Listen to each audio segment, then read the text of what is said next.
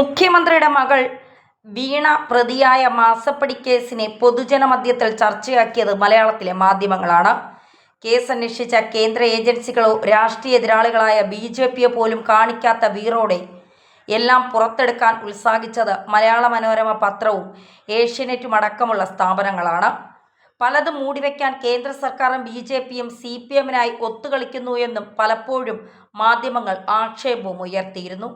ഇങ്ങനെയെല്ലാം വിഷയം സജീവമാക്കി നിർത്തിയ മാധ്യമങ്ങൾക്ക് പക്ഷേ കേസിലെ പരാതിക്കാരനായ BJP നേതാവ് ഷോൺ ജോർജ് ഇക്കഴിഞ്ഞ ശനിയാഴ്ച നടത്തിയ വാർത്താ സമ്മേളനം വേണ്ടവിധം കൈകാര്യം ചെയ്യാൻ കഴിയാതെ പോയി. SFIO റിപ്പോർട്ടിന്റെ അടിസ്ഥാനത്തിൽ വീണയുടെ സ്വത്തുക്കൾ കണ്ടുകെട്ടണമെന്ന് ഷോൺ പറഞ്ഞു തുടങ്ങിയതോടെയാണ് ചാനലുകൾ ലൈവ് കൊടുക്കാൻ നിർത്തിയത്. ഏതാനും മിനിറ്റുകൾ കൊണ്ട് അത് മതിയാക്കി അതിവേഗം മറ്റു വാർത്തകളിലേക്ക് പോയി. CMRL കമ്പനിക്ക് പുറമെ വീണയുടെ എക്സാലോജിക്കിന് പണം നൽകിയ മറ്റ് 12 കമ്പനികളുടെ കൂടി പേരുകൾ ഷോൺ ജോർജ് വാർത്താ സമ്മേളനത്തിൽ പറയാനൊരുങ്ങിയതാണ് ചാനലുകളെ അപ്രതീക്ഷിത പ്രതിസന്ധിയിലെത്തിച്ചത്. ഈ കമ്പനികളിൽ പലതും കേരളത്തിലെ മാധ്യമങ്ങൾക്ക് പതിവായി പരസ്യം നൽകുന്നവരിൽ പ്രമുഖരാണ്. വീണയുടെ കേസുമായി ബന്ധപ്പെടുത്തി പോലും ഈ കമ്പനികളുടെ പേരുകൾ വാർത്തയിൽ പരാമർശിക്കാൻ ഇവർക്കെല്ലാം വിലക്കുണ്ട്. എക്സാലോജിക്കിന് പണം നൽകിയിട്ടുള്ള മറ്റ് സ്ഥാപനങ്ങൾ ഇവയെന്നാണ് SFIയുടെ റിപ്പോർട്ടിൽ പറയുന്നത്. Santa Monica Islam orphanage trust, Srikrishna hitech and management solutions limited, KMDC college, Kadambur English school, ideal education society, NIMS medicity, Saraswathi Vidyalaya, Islam Iqra English school, Islam new hope school, CSI institutions. ഇതാണ് ഷോൺ ജോർജ് പറയുന്ന പേരുകൾ. ചെറിയ തുക നൽകിയിട്ടുള്ള സ്കൂളുകൾക്ക് എക്സാലോജിക്കിൻ്റെ എഡ്യൂക്കേഷണൽ സോഫ്റ്റ്വെയർ നൽകിയിട്ടുണ്ട് എന്ന സൂചനയും SFIO റിപ്പോർട്ടിലുണ്ട് എന്നാണ് പറയുന്നത്. വീണയുടെ കമ്പനിയായ എക്സാലോജിക്കിന് CMRL കമ്പനിയിൽ നിന്ന് മാസം തോറും നിശ്ചിത തുക നൽകുന്നു എന്ന വിവരം പുറത്തുവിട്ട മലയാള മനോരമയാണ് മാസപ്പടി എന്ന ഈ കേസിനെ ആദ്യമായി വിളിച്ചത്. CMRL നടത്തിയ ക്രമക്കേടുകൾക്ക് തീർപ്പാക്കിയ ആദായനികുതി ഇൻട്രിയം സെറ്റിൽമെന്റ് ബോർഡിന്റെ റിപ്പോർട്ടായിരുന്നു ആ വാർത്തയ്ക്ക് അടിസ്ഥാനം. ഏറ്റവും ഒടുവിൽ SFIO കോടതിയിൽ നൽകിയ കുറ്റപത്രം അടക്കം രേഖകൾ പുറത്തുവിട്ടത് ഏഷ്യാനെറ്റ് ന്യൂസായിരുന്നു. ഈ വിഷയത്തിൽ ഷോൺ ജോർജ് നേരത്തെ നടത്തിയ പ്രസ് മീറ്റെല്ലാം ഉടനീളം ലൈവ് കൊടുത്തിട്ടുള്ള ഒരു വാർത്താ ചാനലും ശനിയാഴ്ചത്തെ വാർത്താ സമ്മേളനം അതുപോലെ കവർ ചെയ്തില്ല. കോഴിക്കോട് മെഡിക്കൽ കോളേജിലെ തീപിടുത്തത്തിൽ ആരോഗ്യമന്ത്രി വാർത്താ സമ്മേളനം നടത്തിയ അതേ സമയത്ത് തന്നെയായിരുന്നു ഷോണും നടത്തിയത്. മന്ത്രിയുടെ ലൈവ് കട്ട് ചെയ്ത് പലരും ഇതിലേക്ക് വന്നെങ്കിലും വിഷയത്തിന്റെ ഗൗരവം മനസ്സിലാക്കി ഉടൻ പിൻവലിഞ്ഞു. പത്രങ്ങളും സമാന പ്രതിസന്ധിയിൽ തന്നെയായിരുന്നു. സമയത്ത് ലൈവ് കൊടുക്കാൻ കഴിഞ്ഞില്ലെങ്കിൽ പ്രധാന പ്രസ് മീറ്റെല്ലാം പിന്നീട് യൂട്യൂബിൽ അപ്ലോഡ് ചെയ്യുന്ന പതിവുണ്ടെങ്കിലും അതും ഷോണിന്റെ കാര്യത്തിൽ പല ചാനലുകളും ചെയ്തിട്ടില്ല. 3-4 മിനിറ്റിലുള്ള ക്ലിപ്പുകൾ അപ്ലോഡ് ചെയ്ത ചുരുക്കം ചിലർ പോലും അതിൽ വീണയുടെ സഹകാരികളായ കമ്പനികളുടെ പേരുള്ള ഭാഗം കൃത്യമായി ഒഴിവാക്കാൻ ശ്രദ്ധിച്ചിട്ടുണ്ട്. വീണയുടെയും എക്സാലോജിക്കിൻ്റെയും സഹകാരികൾ എല്ലാവരുടെയും സഹകാരികളാണെന്ന് ചുരുക്കം. CMRL കഴിഞ്ഞാൽ എക്സാലോജിക്കിന് ഏറ്റവും അധികം തുക നൽകിയിട്ടുള്ളത് സാന്റാ മോണിക്കയുടെ ഡയറക്ടറായ doctor Rini Sebastian Shri Narayana Guru open യൂണിവേഴ്സിറ്റിയുടെ സിൻഡിക്കേറ്റിലേക്ക് 2024 ജനുവരിയിൽ നോമിനേറ്റ് ചെയ്തിരുന്നു.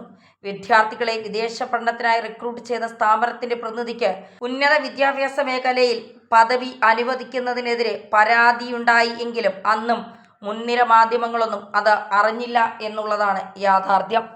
വീണ വിജയന്റെ മാസപ്പടിയുമായി ബന്ധപ്പെട്ട കേസിൽ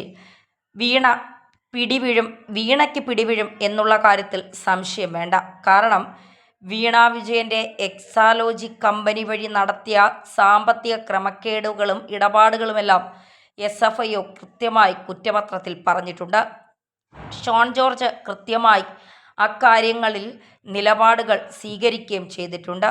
എന്തായാലും വീണ വിജയൻ രക്ഷപ്പെടില്ല എന്നുള്ള കാര്യത്തിൽ സംശയം വേണ്ട. രക്ഷപ്പെടാനുള്ള എല്ലാ തന്ത്രങ്ങളും അച്ഛനായ പിണറായി വിജയൻ മെനയുന്നുണ്ട്. പക്ഷേ കട്ട നിലപാടുമായി അല്ലെങ്കിൽ കളത്തിലിറങ്ങി കളിക്കുന്ന നിലപാട് തന്നെയാണ് ഷോൺ ജോർജ് സ്വീകരിച്ചിരിക്കുന്നത്. BJP പോലും ഒരുപക്ഷെ ഇത്ര കടുത്ത നിലപാടിലേക്ക് പോകുന്നില്ല എന്ന് തന്നെ പറയാം. പക്ഷെ അപ്പോഴും ഈ വീണ വിജയൻ്റെ എക്സാലോജിക്കിലും മാസപ്പിടി കേസിലുമൊക്കെ വീറും വാശിയും കാണിച്ച പല മാധ്യമങ്ങളും ഷോൺ ജോർജിൻ്റെ ലൈവിൽ പരാമർശിച്ച ചില പേരുകൾ പറയാൻ പിന്നീട് മടിച്ചു എന്ന് പറയുന്നത് തന്നെ ഇവരുടെയൊക്കെ നിഷ്പക്ഷത എത്രത്തോളമുണ്ട് എന്ന് പുറത്തു കാണിക്കുന്നത് തന്നെയാണ്. എന്തായാലും SFIയുടെ കുറ്റപത്രത്തിൽ വീണ വിജയൻ ഒന്നാം പ്രതിയാണ്. മാത്രമല്ല സാമ്പത്തിക ക്രമക്കേടുകൾ നടന്നിട്ടുണ്ട് എന്നുള്ളത് 10 വർഷം വരെ ശിക്ഷ ലഭിക്കാവുന്ന കുറ്റവുമാണ് വീണ വിജയൻ്റെ മാസപ്പടി കേസുമായി ബന്ധപ്പെട്ട് SFI സമർപ്പിച്ച കുറ്റപത്രത്തിൽ ഉള്ളത്.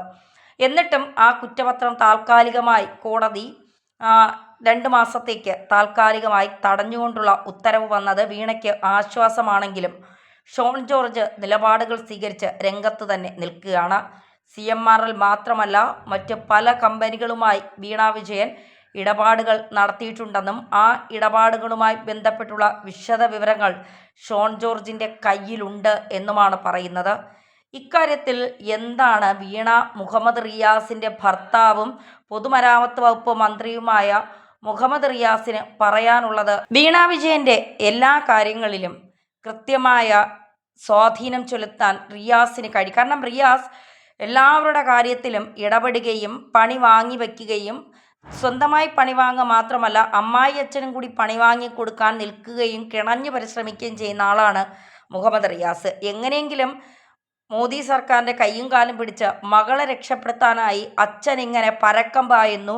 മോദിയെ പ്രകീർത്തിക്കുന്നു, അദാനിയെ പ്രകീർത്തിക്കുന്നു, അദാനി പാർട്ട്ണറാണെന്ന് വാസവനെ കൊണ്ട് പറയിപ്പിക്കുന്നു, പ്രധാനമന്ത്രിയെ കെട്ടിപ്പിടിക്കുന്നു, പ്രധാനമന്ത്രിയുമായി കാര്യങ്ങൾ സംസാരിക്കുന്നു. അങ്ങനെ ഇതുവരെ കാണാത്ത ഒരു പിണറായിയുടെ മുഖമാണ് അന്താരാഷ്ട്ര തുറമുഖം ഉദ്ഘാടനം ചെയ്യാൻ വിഴിഞ്ഞത്ത് പ്രധാനമന്ത്രി എത്തിയപ്പോൾ പിണറായി വിജയൻ്റെ കാട്ടിക്കൂട്ടലുകൾ. ഇതിൽ നിന്ന് നമുക്ക് മനസ്സിലാക്കാൻ സാധിക്കും ഈ കേന്ദ്ര സർക്കാരിൻ്റെ ഏജൻസികളാണ് SFIO, പ്രത്യേകിച്ച് നിർമ്മല സീതാരാമൻ്റെ കീഴിലുള്ളതാണ് SFIO ഒക്കെ. അപ്പോൾ ധനകാര്യ വകുപ്പിൻ്റെ കീഴിലുള്ള SFIയോട് പ്രധാനമന്ത്രി പറഞ്ഞാൽ തൻ്റെ മകളെ ഇതിൽ നിന്ന് ഈസിയായി ഊരിയെടുക്കാം എന്നാണ് പിണറായി വിജയൻ വിചാരിക്കുന്നത്. പക്ഷേ പിണറായി വിജയൻ മറന്നുപോയ ഒരു കാര്യമുണ്ട്. പിണറായി വിജയനല്ല നരേന്ദ്ര ദാമോദർ ദാസ് മോദി എന്ന് പറയുന്ന ഇന്ത്യൻ പ്രധാനമന്ത്രി. കാര്യം ചിരിക്കുകയും കളിക്കുകയും ഒപ്പം നിൽക്കുകയും നിങ്ങൾ പറയുന്നതിന് കൈയടിക്കുകയും ഒക്കെ ചെയ്യുമെങ്കിലും അദ്ദേഹം ഇവിടെ നടക്കുന്ന കാര്യങ്ങളൊക്കെ കൃത്യമായി അറിയുന്നുണ്ട്. എത്ര കോടികളുടെ അഴിമതി നടന്നു, എത്ര അടിച്ചുമാറ്റൽ നടത്തി, എന്തുമാത്രം ജനങ്ങളെ ബുദ്ധിമുട്ടിച്ചു എന്നൊക്കെയുള്ള കാര്യങ്ങൾ കൃത്യമായി തന്നെ മോദി സർക്കാരിന് അറിയാം. അതുകൊണ്ട് എത്രയൊക്കെ കാല് പിടിക്കാൻ പോയാലും വീണ വിജയൻ മാസപ്പടി കേസിൽ രക്ഷപ്പെടുമെന്ന് തോന്നുന്നില്ല. കൂടെ റിയാസും തൂങ്ങുമെന്നുള്ള കാര്യത്തിൽ സംശയം വേണ്ട. എന്തായാലും അന്വേഷണം വരട്ടെ. വന്നു കഴിയുമ്പോൾ ഷോൺ പറഞ്ഞവരും ചാനലുകൾ പറയാത്തവരുമൊക്കെ തൂങ്ങുന്നത് കാത്തിരുന്ന് തന്നെ കാണാം.